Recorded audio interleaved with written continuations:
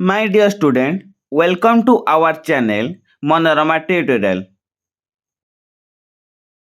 ଶିଶୁ ଦିବସ ଭାଷଣ। ସମ୍ମାନନୀୟ ସଭାପତି ମହୋଦୟ, ପୂଜ୍ୟ ଗୁରୁଜୀ ବୃନ୍ଦ, ମଞ୍ଚାସୀନ ଅତିଥି, ମୋର ସହପାଠୀ ତଥା ଛୋଟ ବଡ଼ ଭାଇ ଓ ଭଉଣୀ, ଆଜିର ଦିନଟି ଏକ ଖୁସିର ମୁହୂର୍ତ୍ତ ଅଟେ। ଏହି ଦିନରେ ମୁଁ ଆଜି କିଛି କହିବାକୁ ଯାଉଛି। ସ୍ୱାଧୀନ ଭାରତର ପ୍ରଥମ ପ୍ରଧାନମନ୍ତ୍ରୀ ପଣ୍ଡିତ ଜବାହରଲାଲ ନେହେରୁ ଶିଶୁମାନଙ୍କୁ ବହୁତ ଭଲ ପାଉଥିଲେ। ତେଣୁ ତାଙ୍କ ଜନ୍ମଦିନ ନଭେମ୍ବର 14 ତାରିଖ ଦିନଟିକୁ ଶିଶୁ ଦିବସ ରୂପେ ପାଳନ କରାଯାଏ। ଶିଶୁ ହେଉଛି ଦେଶର ଅମୂଲ୍ୟ ସମ୍ପଦ। ଏହି ଦିନଟିକୁ ପାଳନ କରିବା ଦ୍ୱାରା ଅଭିଭାବକମାନେ ଦେଶର ଶିଶୁଙ୍କ ବିଷୟରେ ଭାବିବା ସହ ନିଜ ଶିଶୁଙ୍କ ନିମନ୍ତେ ଅଧିକ ଯତ୍ନଶୀଳ ହେବେ।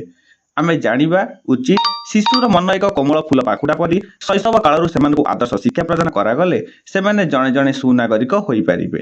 ଶିଶୁମାନଙ୍କ ଭିତରେ ଅନେକ ପ୍ରତିଭା ପୂରି ରହିଛି।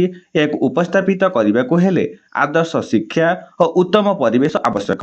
ଏଥିପାଇଁ ପ୍ରଥମେ ମାତୃଜାତିକୁ ସୁଶିକ୍ଷିତ କରାଗଲେ ସେମାନେ ଶିଶୁମାନଙ୍କର ସ୍ୱାସ୍ଥ୍ୟ ପ୍ରତି ଉଚିତ ଦୃଷ୍ଟି ରଖିବା ସହ ଶିଶୁର ଉନ୍ନତି କରିପାରିବ।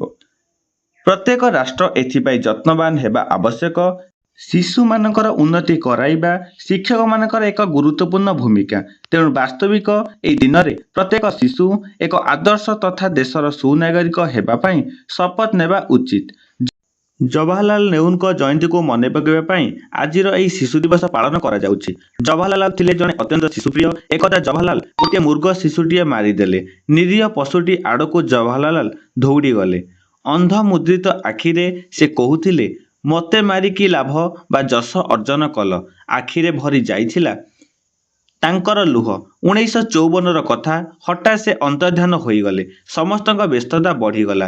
ଦେଖାଗଲା ସେ ପାର୍କରେ ପିଲାଙ୍କ ସହ ଖେଳୁଛନ୍ତି। 1964 ମସିହା ମେ 27 ତାରିଖ ମଧ୍ୟାହ୍ନ ସମୟରେ ଏହି ମହାନ ବ୍ୟକ୍ତିଙ୍କର ଦେହାନ୍ତ ହେଲା। ତାଙ୍କ ମୃତ୍ୟୁରେ ସାରା ବିଶ୍ୱ କାନ୍ଦି ଉଠିଲା। ତାଙ୍କ ମତରେ ସୃଷ୍ଟିରେ କୌଣସି କାର୍ଯ୍ୟ ଛୋଟ ନୁହେଁ। କାମକୁ ଘୃଣା କରିବା ଅର୍ଥ ଈଶ୍ୱରଙ୍କୁ ଘୃଣା କରିବା। ତେଣୁ ସେ ଗୋଲାପ ପ୍ରିୟ ଥିଲେ। ଶିଶୁମାନଙ୍କୁ ସେ ବହୁତ ଭଲ ପାଆନ୍ତି। ସେ ସର୍ବଦା ଶିଶୁମାନଙ୍କର ଚରିତ୍ର ଓ ଭବିଷ୍ୟତ ନେଇ ଚିନ୍ତିତ।